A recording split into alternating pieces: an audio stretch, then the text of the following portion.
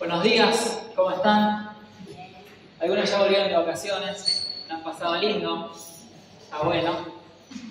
Estarán con más pilas, con más energías, con más fuerza para arrancar este año. Y recordemos un poquito de qué nos viene hablando el Señor de este año. Que este año va a ser un año de... ¿De qué?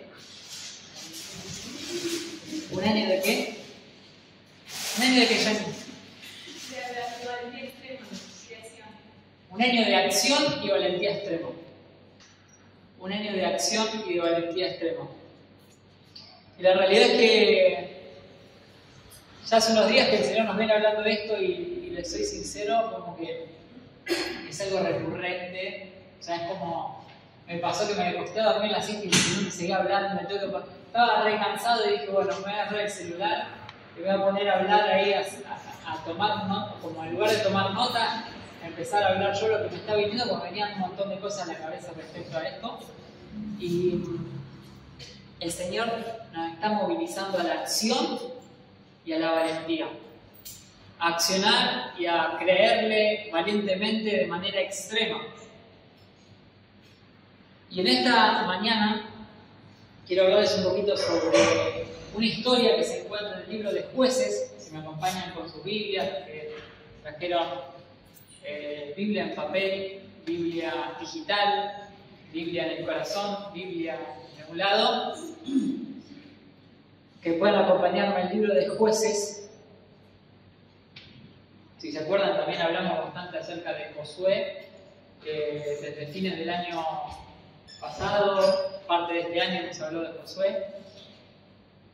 Y acá en Jueces nos encontramos con algo muy interesante en el capítulo 2, que nos permite comprender un poco del contexto en el cual se va a desarrollar la historia con la cual Dios nos quiere hablar en esta mañana. El capítulo 2, versículo 6, dice: porque ya Josué había despedido al pueblo, y los hijos de Israel se habían ido cada uno a su heredad para poseerla. Dios le había dicho a Josué: mira que te mando, que te esfuerces, que seas valiente. Lo llamó el Señor para llevar al pueblo a poseer la tierra que Moisés no había podido lograr, esa promesa que Dios le había dado al pueblo. Moisés no había logrado llevar al pueblo ahí, pero Josué tenía esa comisión, ese llamado de fehacientemente y sin lugar a dudas llevarlos a ese lugar y colocarlos en esa tierra creyéndole a Dios. Y acá nos encontramos entonces en el versículo 6, que dice que Josué alcanzó lo que Dios le había dicho. Josué logró que Israel poseyera la tierra que Dios le había prometido. Y en el versículo 7 dice: y el pueblo había servido a Jehová todo el tiempo de Josué y todo el tiempo de los ancianos que sobrevivieron a Josué, los cuales habían visto todas las grandes obras de Jehová que él había hecho por Israel. Y el versículo 8 dice: pero murió Josué, hijo de Nun, siervo de Jehová, siendo de 110 años. Entonces vimos que cuando murió Moisés, vino Josué y logró la tarea. Pero ahora murió Josué. Murió ese hombre que le creyó a Dios y llevó al pueblo a ese lugar que Dios le había prometido. Y dice el versículo 9: y lo sepultaron en su heredad en Timnat Sera, en el monte de Efraín, al norte del monte de Gaz. Y toda aquella generación también fue reunida con sus padres. O sea, toda la generación que había servido a Dios, que había visto las maravillas de Dios, toda esa generación murió. Y se levantó después de ellos otra generación que no conocía al Señor, ni la obra que Él había hecho por Israel. Es decir, nos encontramos en este contexto. Una generación que vio la gloria de Dios, que vio el poder de Dios, que vio las promesas cumplidas de parte de Dios. Y ahora venía una nueva generación. Una generación que no había visto todo esto y que evidentemente había elegido un camino diferente. habían elegido darle la espalda a Dios. Vamos a ir al capítulo 6 de Jueces.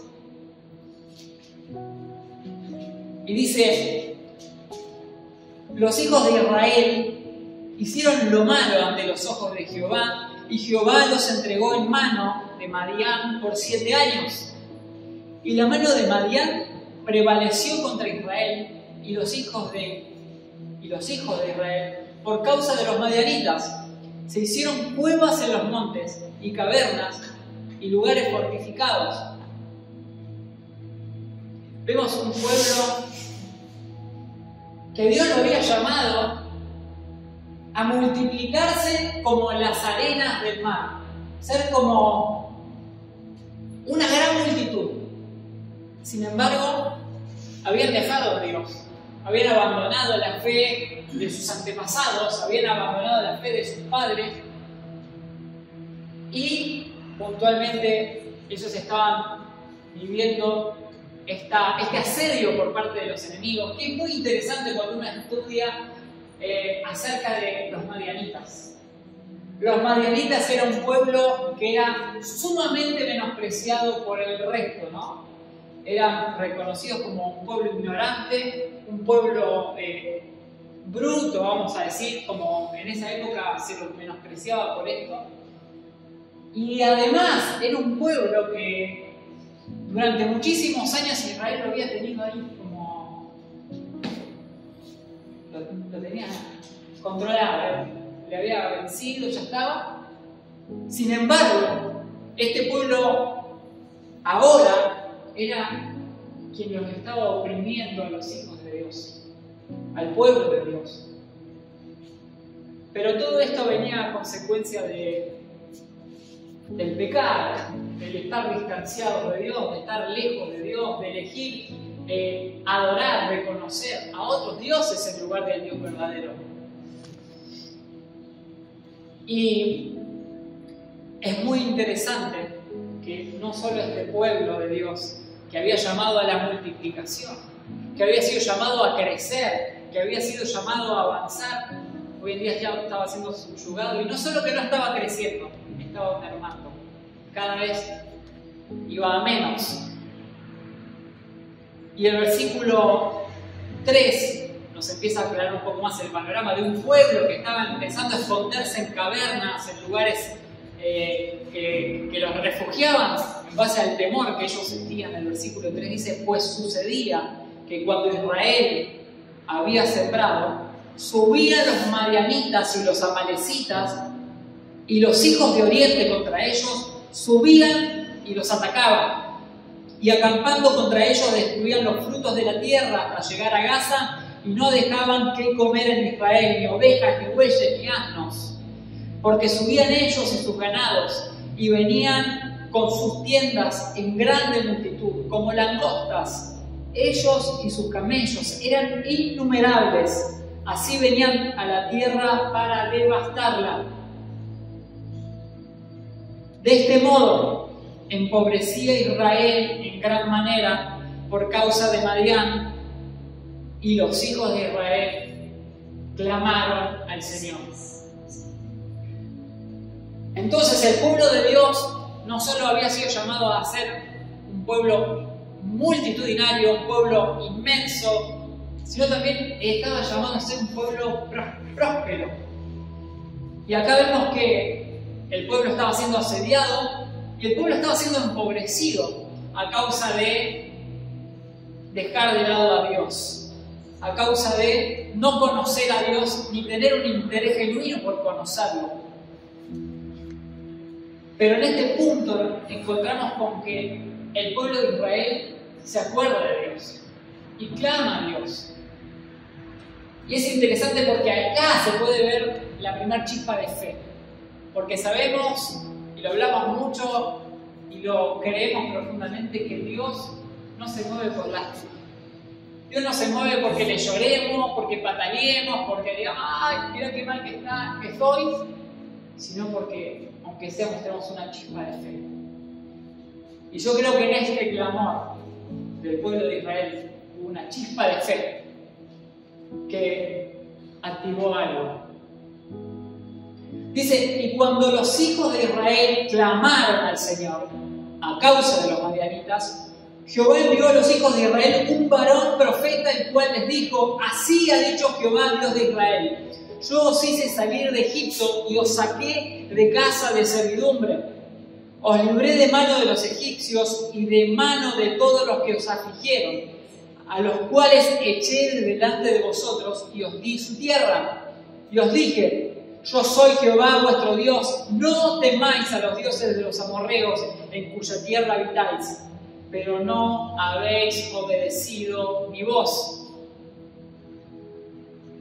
Entonces, notamos que la primera respuesta de parte de Dios ante ese clamor de parte del pueblo es enviarle un profeta que les diga, lo primero que tienen que hacer es darse cuenta que abandonaron a Dios. Lo primero que tienen que darse cuenta es que desobedecieron al Señor, que ni siquiera tienen un interés en el Señor. Y quizá hoy en día se están acordando de Él para que los ayude solamente.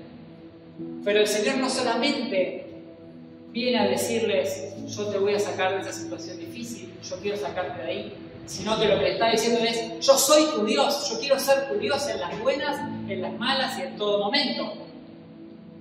Y esto es algo que a muchos les pasa y muchos de nosotros nos pasa también, que estamos bien, todo va boom para arriba, las cosas avanzan, y es muy probable que no nos acordemos mucho de Dios. Pero ¿cómo nos acordamos del Señor cuando estamos complicados? Ahí, un clamor hoy, ahí estamos desesperados, ¿no? Pero digo, qué bueno es no tener que llegar a este punto. Porque no es la voluntad de Dios que pasemos por estas cosas. Esto que estaba viendo el pueblo de Israel no era voluntad de Dios. Jamás Dios lo había diseñado para eso. La promesa era para que se multipliquen y para que sean prosperados. Entonces, acá el Señor lo primero que les dice es, está bien, yo los quiero ayudar, pero primero pongámonos a cuentas. Primero es necesario que veamos cómo está tu debe y tu haber. Primero tenemos que ver que hay algo que solucionar. No podemos estar a medias aguas como en esa situación de indecisión o de una decisión más por estar lejos de Dios. Entonces viene ese profeta, predica esto, y luego viene un ángel y dice el versículo 11, y vino el ángel del Señor y se sentó debajo de la encina que está en Ofra, la cual era de Joás, Abieserita, y su hijo Gedeón estaba sacudiendo el trigo en el lagar para esconderlo de los madianitas. Esta gente estaba aterrorizada, muy atemorizada por lo que estaba sucediendo a su alrededor. Vemos que un pueblo que estaba acostumbrado a conquistar, a tomar, a avanzar, habían logrado alcanzar esa tierra hermosa, Canaán, un lugar que fluye leche y miel, que estaba lleno de gigantes. La generación anterior conquistó, alcanzó y tomó esa tierra. Y esta nueva generación estaba atemorizada. ¿Qué pasó? ¿Qué pasó, no, en el medio? Y acá es impresionante pensar que aparece el ángel y este hombre con ese temor estaba escondido en un lugar que era imposible que lo encontraran. Dijo, aunque sea algo voy a rescatar, aunque sea algo, porque le sacaban todo. Ellos sembraban, cuando ya estaba todo listo para cosechar, venían y cosechaban los otros, digamos, ¿no? Se llevaban los animales.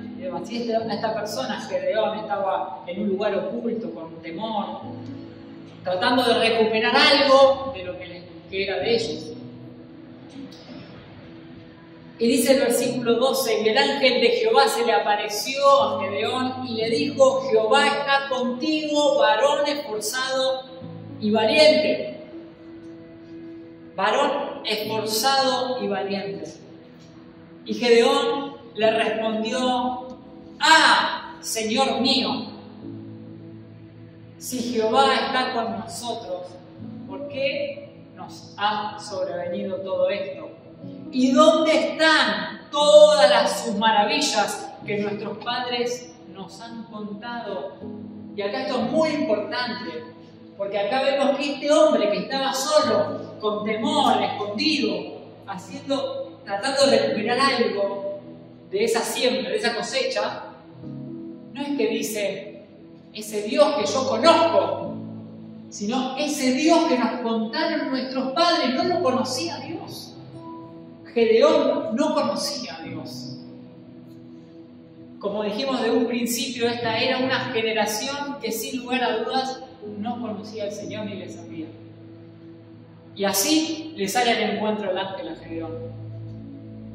Y dice, ¿por qué nos ha sobrevenido todo esto? ¿Por qué nos está pasando esto que nos está pasando? ¿Y dónde están todas sus maravillas que nuestros padres nos han contado diciendo, ¿no nos sacó Jehová de Egipto y ahora nos ha desamparado y nos ha entregado en manos de los madianitas? Y mirándole Jehová le dijo, ven con estas tus fuerzas y salvarás a Israel de la mano de los madianitas. ¿No te envío yo? Le dice Dios a Gedeón. Y entonces le respondió, Señor mío, ¿con qué salvaré yo a Israel? He aquí mi familia es pobre en Manasés y yo el menor de la casa de mi padre. Y acá vemos algo claro. Ese sentimiento de inferioridad, ¿no? Ese sentimiento que es decir, no, pero para mí no soy yo. No, porque soy inferior a esto. No tengo las capacidades para ser esa persona que vos me estás diciendo. No tengo lo que es necesario para llevar adelante una tarea así. ¿Cuántas veces nos pasa a nosotros? ¿Cuántas veces nos pasa a nosotros que Dios pone algo en nuestro corazón? Es como que decimos, no, me parece que Dios se equivocó. Me parece que la palabra iba para otro lado y yo justo me crucé y me vino a mí, pero era para vos. Era para vos. A mí me encanta, no es porque sea una persona que le guste hacer sufrir a la gente, pero a mí me encanta, por ejemplo, con los discípulos. Los discípulos, muchos de ellos al principio tenían temor quizás de hacer llevar adelante algunas actividades, como por ejemplo compartir la palabra en algunos contextos, enseñar a veces en la academia. Les daba miedo. Pero qué bueno es cuando dejan de lado ese sentimiento de inferioridad. Cuando dicen, la verdad, tengo miedo. La verdad tengo miedo, pero lo voy a hacer. Pero lo voy a hacer con miedo y todo. Y es ahí cuando, a pesar del temor, cuando pasan las cosas, cuando se hacen realmente, es ahí cuando se libera algo. No sé si algunos de los que han hecho algo así lo han sentido, pero como que cuando te animás a hacer algo que te daba mucho miedo y lo hiciste, decís, ¡wow! Pasé a otro nivel. ¿No? ¿Les ha pasado alguna vez? ¿Sí? Y creo que de esto nos quiere hablar profundamente el Señor en nuestro corazón. Que el temor paraliza. El temor no nos lleva a la acción que está demandando el Señor de nosotros. Años de acción y valentía extrema. Pero la fe nos lleva a la acción.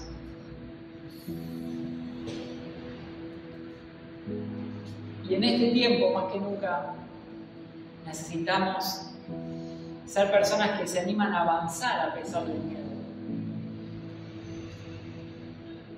Dice, Jehová le dijo, respondiéndole a ese sentimiento de inseguridad que había en Gedeón, como hay muchos de nosotros. Jehová le dijo, ciertamente yo estaré contigo y derrotarás a los madianitas como a un solo hombre. Qué palabra de fe que le dio. Señor. ¡Wow! Algunos de nosotros, si el Señor nos dice algo así, salimos con el cuchillo entre los dientes, una granada en la mano y vamos. Pero Gedeón estaba en un contexto donde no conocía al Señor y recibió esta palabra. Y dijo, por más que vos te sientas menos, por más que sientas que el desafío es mucho más grande que vos, quédate tranquilo porque voy yo. Dice, ciertamente yo voy a estar con vos. Y no nos vas a derrotar porque sos vos fuerte. Porque vas a ir con tus fuerzas, vas a ir con lo que tenés. Pero la gran diferencia es que lo vas a hacer con mi compañía, con mi presencia. Qué gran diferencia cuando hacemos las cosas tomados de la mano de Dios y teniendo su presencia, abriéndonos camino, haciendo lo imposible. Y acá le dice Gedeón en el versículo 17, yo te ruego que si he hallado gracia delante de ti, me des una señal de que tú has hablado conmigo. Pensaba Gedeón, imaginémonos que no conocía a Dios, no perdamos esto de vista porque es muy importante. Gedeón todavía no sabía que estaba hablando con Dios. Gedeón pensaba que estaba hablando con un profeta. Y es como que le dice, bueno, voy a buscar una ofrenda porque creo que me estás dando una palabra significativa, que creo que esto es algo que necesito comprobar si realmente es de Dios o no. Entonces dice, acto seguido, le dice, te ruego que no te vayas de mí hasta que vuelva yo a ti, saque una ofrenda y ponga delante de ti. Y él respondió, el ángel de Jehová respondió, yo esperaré hasta que vuelvas. Y entrando Gedeón preparó un cabrito y panes sin levadura de una efa de harina y puso carne en un canastillo y caldo en una olla y sacándolo se lo presentó debajo de aquella encina. Le trajo esa ofrenda. Y el versículo 20 dice, entonces el ángel de Dios le dijo, toma la carne y los panes sin levadura y ponlos sobre esta peña y vierte el caldo. Él lo hizo así.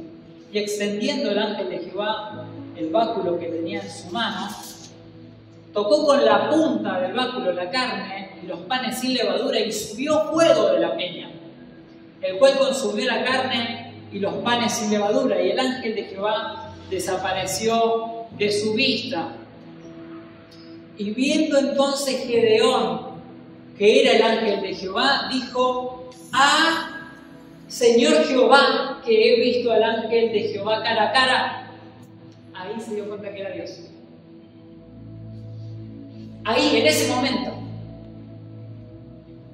Hasta ese momento, a pesar de que había recibido una palabra impresionante, todavía no lograba dimensionar que era Dios. Todavía no lograba todavía sus excusas eran muy grandes, su temor era muy grande. Pero en ese momento que ocurrió algo sobrenatural, es ahí donde empezó a creer y hasta le dio miedo por su propia vida. Tenía miedo que Dios lo matara porque vio al ángel de Jehová cara a cara. Y en el versículo 23 le dijo, pero Jehová le dijo, paz a ti, no tengas temor, no morirás. Y acá vemos algo muy interesante, porque posteriormente a esto, Gedeón va a hacer un altar, dice, y edificó allí Gedeón altar a Jehová y lo llamó Jehová Shalom, el cual pertenece hasta hoy en Ofra de los agueseritas, que significa Jehová es paz.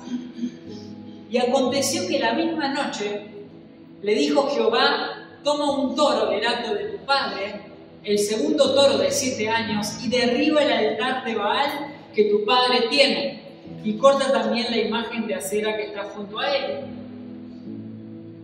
Acá ya Dios lo estaba... Muy linda la palabra.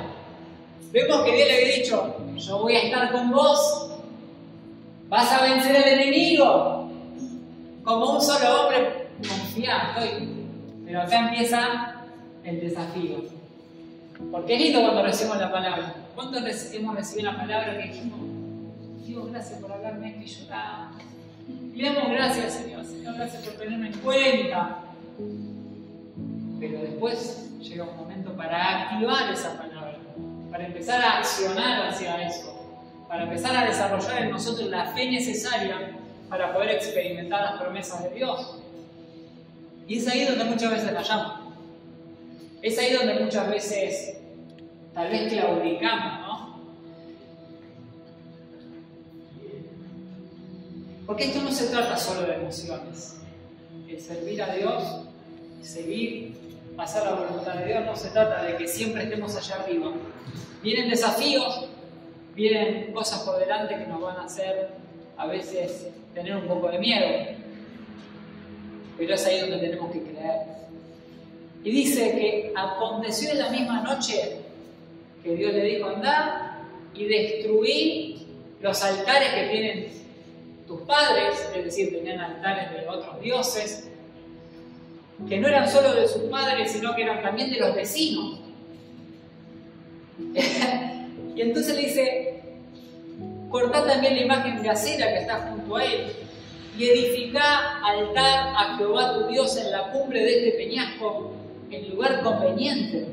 Y tomando el segundo toro, sacrificalo en holocausto con la madera de la imagen de acera que has cortado. Imaginémonos el desafío de loco que le estaba diciendo el Señor a este hombre.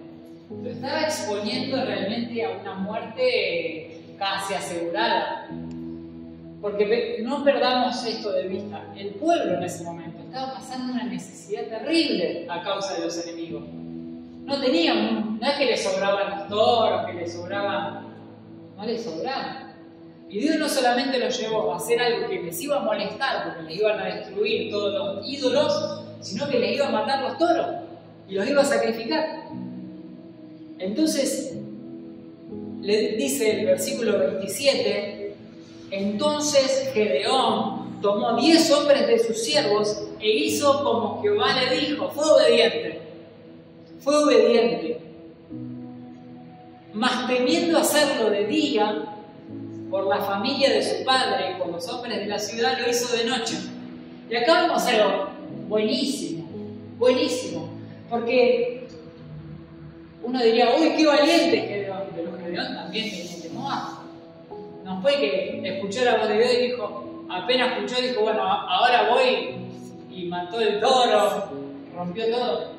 Esperó hasta que se durmieran todos y dijo, lo voy a hacer lo que Dios me dijo, pero lo voy a hacer con ciertas precauciones, ¿no? Entonces, esto es muy importante para nosotros.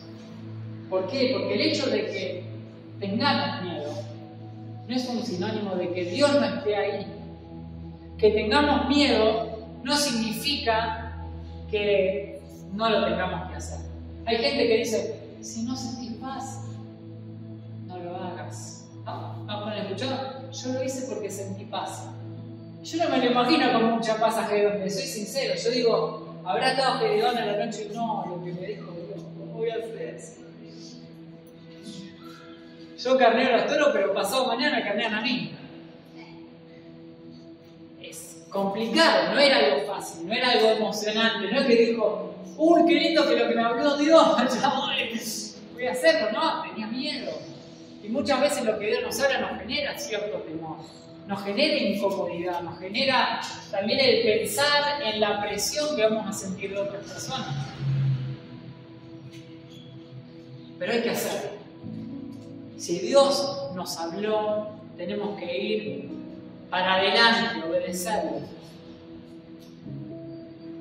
Y acá algo clave que vemos es que hasta antes de encontrarse con el ángel, antes de tener ese encuentro con Dios, Gedeón no tenía fe.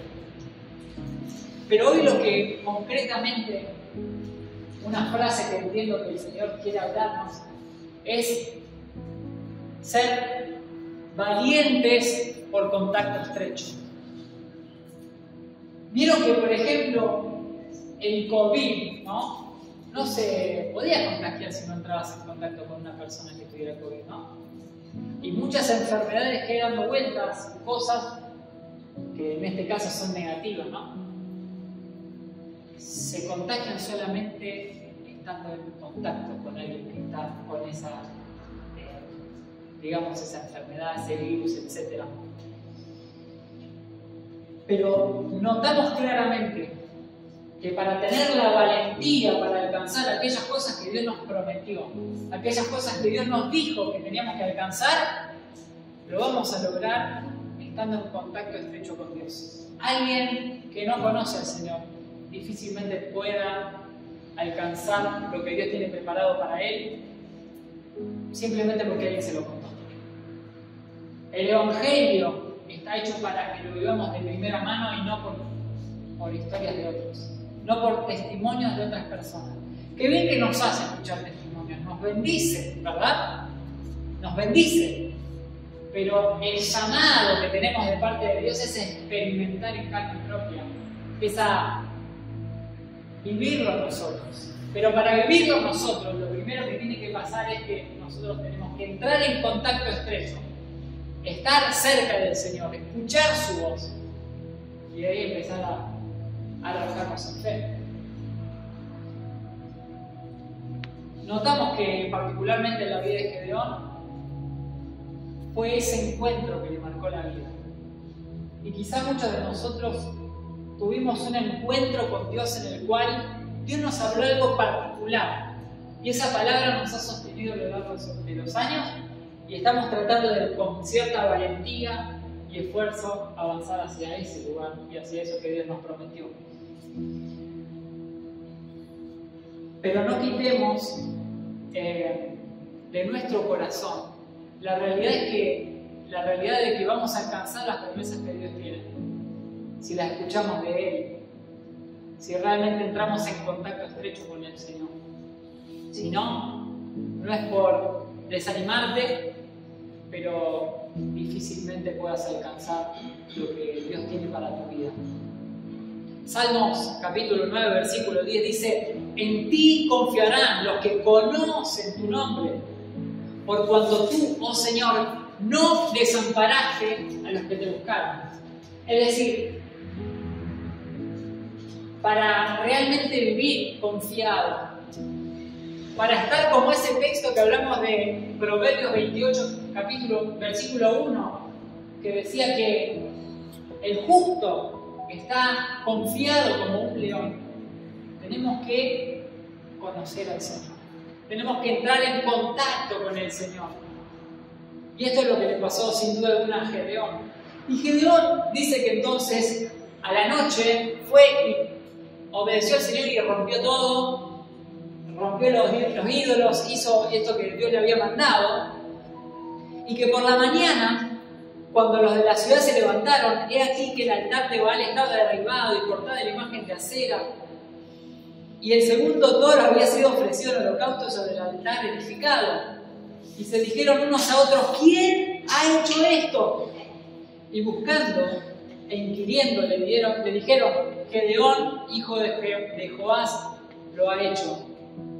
Entonces los hombres de la ciudad dijeron a Joás: saca a tu hijo para que muera, porque ha derribado el altar de Baal y ha cortado la imagen de acera que estaba junto a él. Y Joás respondió a todos los que estaban junto a él: ¿contenderéis vosotros por Baal? ¿Defenderéis su causa? Cualquiera que contienda por él, que muera esta mañana. Si es un Dios, contienda por sí mismo con el que derribó su altar.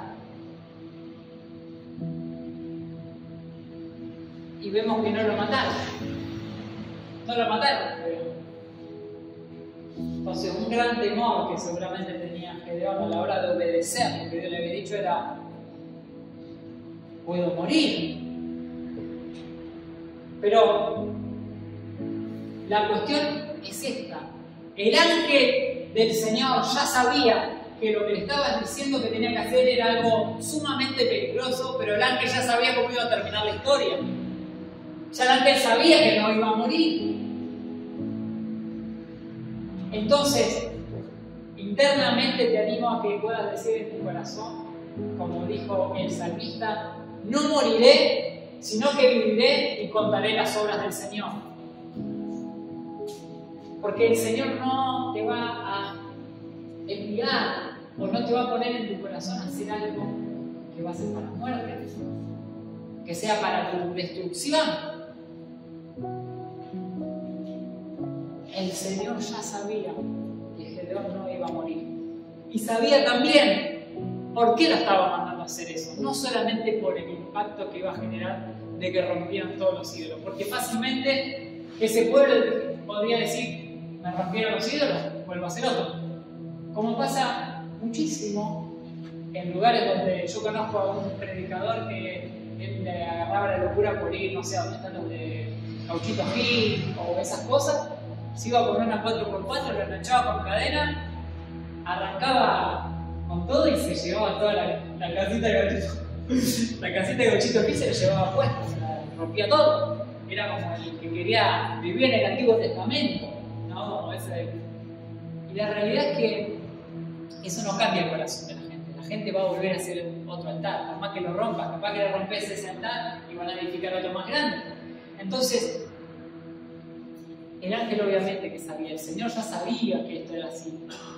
Pero había algo más que el Señor quería hacer con este desafío de fe. Dice el versículo 32, aquel día Gedeón fue llamado Jerobaal, esto es, contienda Baal contra él por cuanto derribó su altar. Vimos que una persona que evidentemente le está sonando el celular a alguien, gloria a Dios, no, que este hombre que era un perfecto desconocido, que era uno más del montón, le obedeció a Dios y lo empezaron a conocer. Quizá no fue conocido como decir, ay, lo bendecimos, allá va él.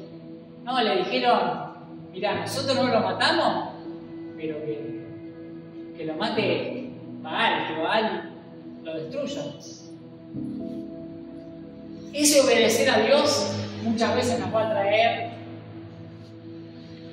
consecuencias a nuestro alrededor. Algo va a pasar, algunos nos van a querer, otros nos van a odiar, algunos nos van a mirar, otros nos van a envidiar, ¿verdad?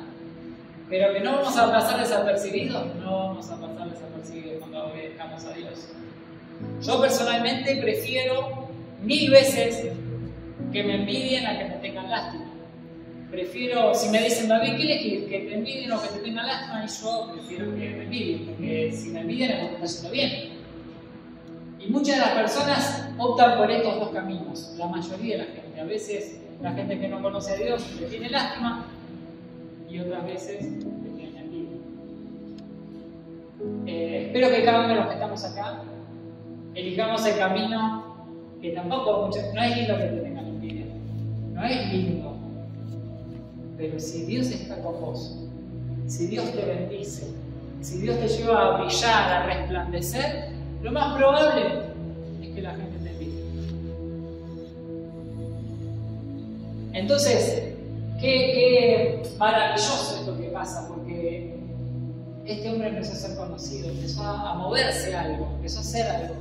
Y yo pienso que en esta primer comisión que Dios le da a Gedeón, es como cuando David defendía a las ovejas y tenía que defenderlo de los osos, defenderlo de los leones. Eran esos pequeños pasos de fe, eran esas cosas que lo llevaron después a poder vencer a Goliat, a poder ser el rey de Israel más tarde. Entonces, qué lindo es ver que Dios lo llamó a un desafío inmenso, pero que Dios lo fue llevando también paulatinamente a tomar pequeños desafíos, o desafíos de menor a mayor. No fue que de la nada lo mandó de una y le dijo andar contra Madián y hubo otra cosa previa para que él mismo pueda experimentar de que Dios estaba con él y que él era quien lo guardaba. Entonces, dice, después que derribó el altar, que le pusieron ese nombre Jerobaal, dice el versículo 33, pero todos los madianitas y amalecitas y los del oriente se juntaron a una y pasando acamparon en el valle de Jezreel. Entonces el espíritu de Jehová vino sobre Gedeón, y cuando éste tocó el cuerno, los abiezeritas se reunieron con él. Este hombre, que no lo conocía ni el logro, que era alguien que estaba escondido del temor, obedece al Señor, hace lo que Dios le manda hacer, algo totalmente arriesgado, algo que le daba miedo, pero después que él hace eso que Dios le manda hacer, después que él obedece, que él avanza, que él actúa, que él acciona con valentía, él experimenta otra cosa. Dice que el Espíritu del Señor viene sobre él. Y cuando el Espíritu del Señor viene sobre él, que es la primera vez que pasa, el Espíritu del Señor viene sobre él convoca a la multitud y la multitud le hace caso, la multitud va ahí y lo reconoce como líder.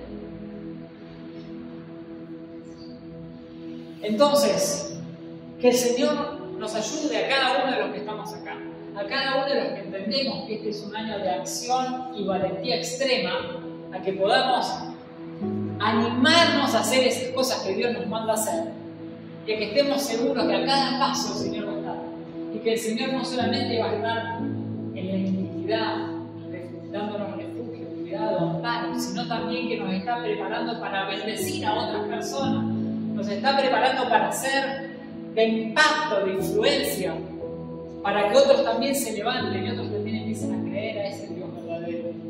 Porque no somos llamados a decir, yo solamente soy salvo, yo solamente soy cristiano, yo solamente disfruto la prosperidad, la bendición de Dios, la paz, la confianza, la seguridad.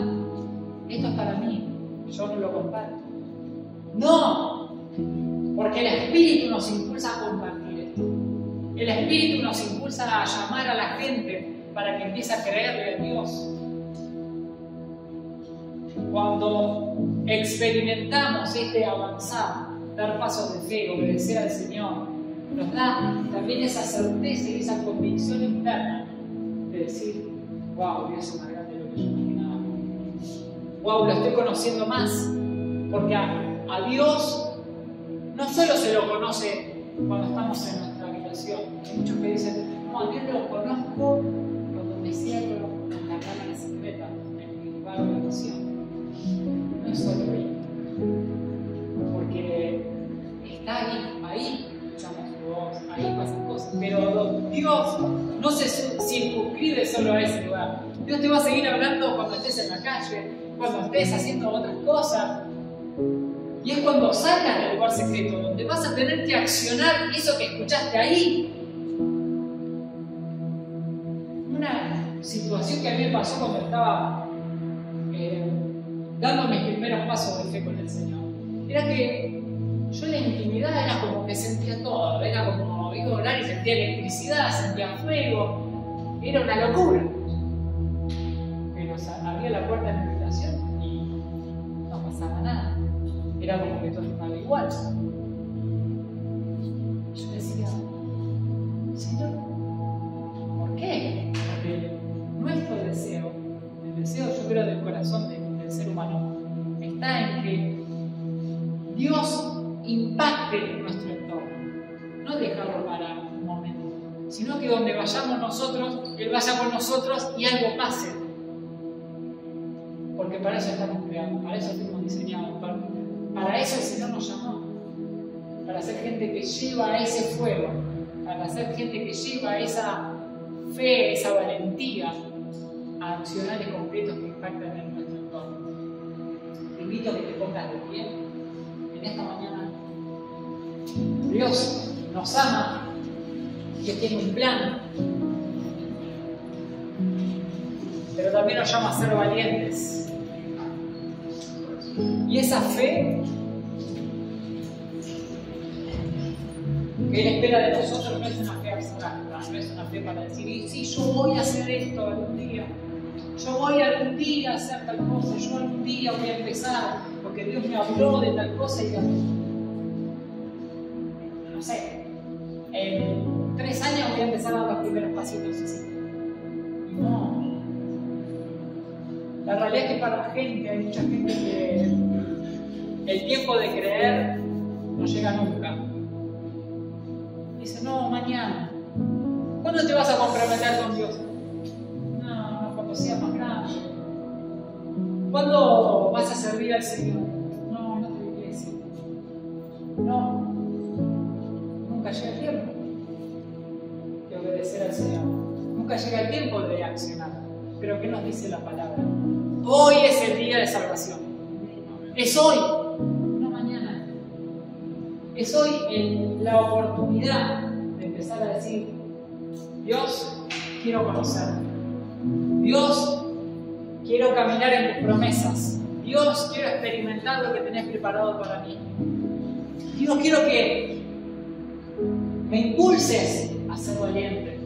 No me fluye tal vez, a muchos de nosotros quizás nos pasa como Gedeón, quizás no somos recontra valientes. Quizás no es que, me aflora, soy re valiente, no.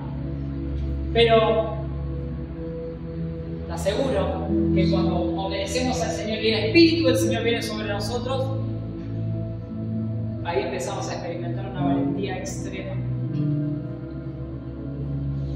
Vamos a orar.